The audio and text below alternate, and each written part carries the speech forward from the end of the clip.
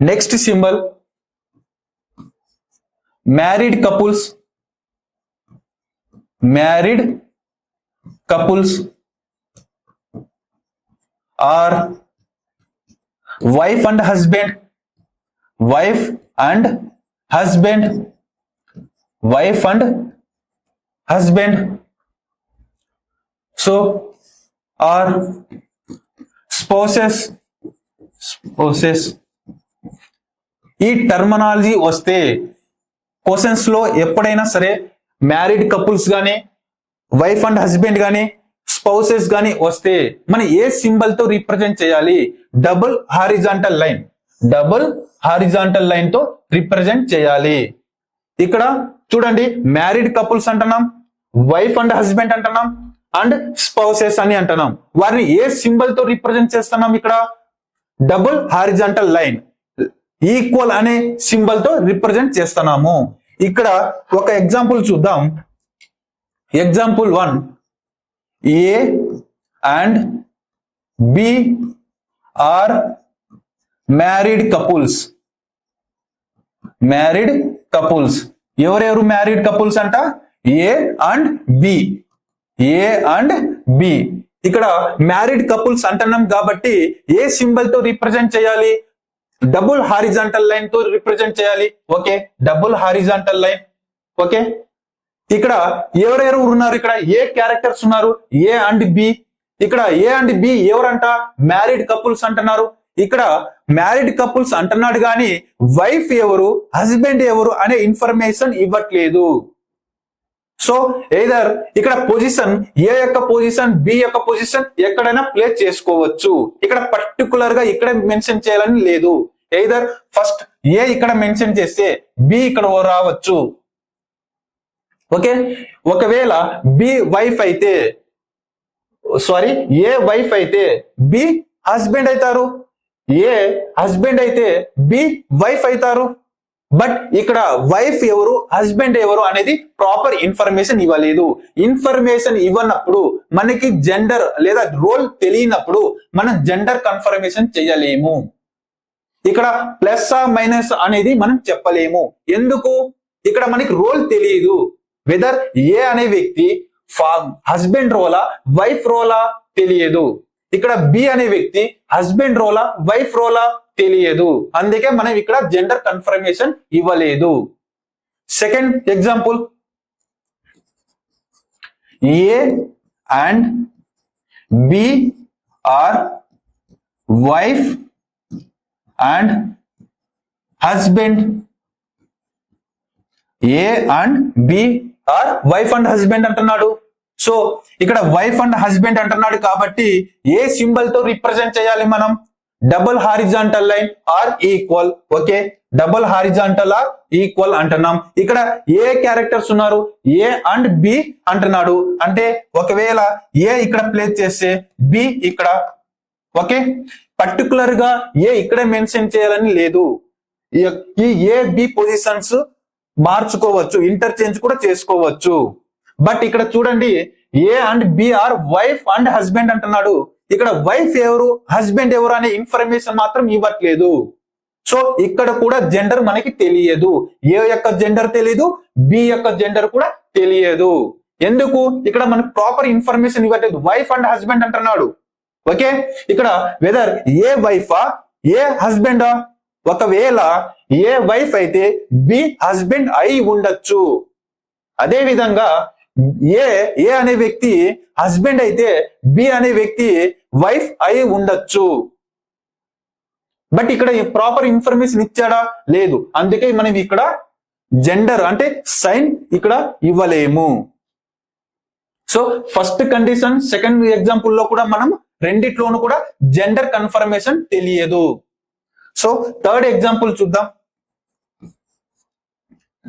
A and B are wife and husband. Wife and husband respectively. ఏమంటున్నారు? Next word respectively అంటున్నారు. చూడండి, second sentence and third sentence చూడండి. A and B are wife and husband. Okay, next A and B are wife and husband respectively అంటే అంటున్నారు. అంటే ఇక్కడ respectively అనే word ఏం రిప్రజెంట్ చేస్తుందంటే సీక్వెన్స్, ఆ కంటిన్యూటీని రిప్రజెంట్ చేస్తుంది. ఇక్కడ ఫస్ట్ పర్సన్ ఎవరు ఉన్నారు? ఫస్ట్ పర్సన్ ఏ అనే వ్యక్తి ఉన్నారు. ఇక్కడ ఫస్ట్ రిలేషన్ ఎవరు ఉన్నారు? వైఫ్ అనే రోల్ ఉన్నారు. సో డెఫినెట్ గా ఏ అనే వ్యక్తి వైఫ్ అవుతారు. సెకండ్ పర్సన్ ఎవరు ఉన్నారు? బి అనే వ్యక్తి ఉన్నారు.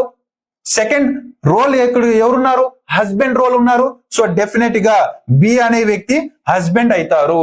ఇక్కడ వైఫ్ అండ్ హస్బెండ్ గురించి మాట్లాడుతున్నాడు కాబట్టి వైఫ్ అండ్ హస్బెండ్ ని ఏ సింబల్ తో మనం రిప్రజెంట్ చేస్తాం?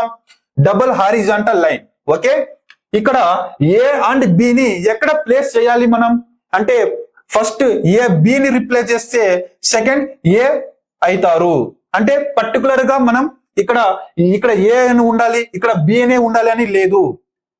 ఇక్కడ ఏ అండ్ బి యొక్క పొజిషన్స్ ఎక్కడైనా ఉంచొచ్చు. ఓకే, ఇక్కడ చూడండి బి ఫస్ట్ మనం బి రాసుకుందాం కాబట్టి ఇక్కడ బి రోల్ ఎవరు ఉన్నారు? బి ఇస్ ద హస్బెండ్ అంటున్నాడు. ఓకే, హస్బెండ్ అంటే ఏ జెండర్ ని రిప్రజెంట్ చేస్తుంది? మేల్. అంటే మేల్ ని ఏ విధంగా మనం రిప్రజెంట్ చేస్తాం? ప్లస్ సైన్ తో రిప్రజెంట్ చేస్తాం. ఇక్కడ బి అనే వ్యక్తి ఏ రోల్ ప్లే చేస్తున్నారు? హస్బెండ్. హస్బెండ్ ని ఏ సైన్ తో రిప్రజెంట్ చేస్తాం మనం? ప్లస్. అదే విధంగా ఏ అనే వ్యక్తి ఏ రోల్ ప్లే చేస్తున్నారు? ఇక్కడ వైఫ్. వైఫ్ అంటే ఏం రిప్రజెంట్ చేస్తుంది మనకి? జెండర్. ఫీమేల్. ఫీమేల్ ని ఏ సైన్ తో మనం రిప్రజెంట్ చేస్తాం? మైనస్ సైన్ తో. సో ఏ అనే వ్యక్తిని మైనస్. ఇప్పుడు చూడండి దీన్ని మనం ఏ విధంగా రాయొచ్చు? ఇక్కడ డబుల్ హారిజాంటల్ లైన్ అంటున్నాడు. సో డబుల్ హారిజాంటల్ లైన్ తో ఇండికేట్ చేస్తున్నాడు కాబట్టి వీళ్ళిద్దరు వైఫ్ అండ్ హస్బెండ్. ఓకే, ఇక్కడ ఇప్పుడు ఎవరు హస్బెండ్, ఎవరు వైఫ్? ఏ అనే వ్యక్తి వైఫ్. ఎందుకు? జెండర్ వచ్చి మైనస్, ఫీమేల్.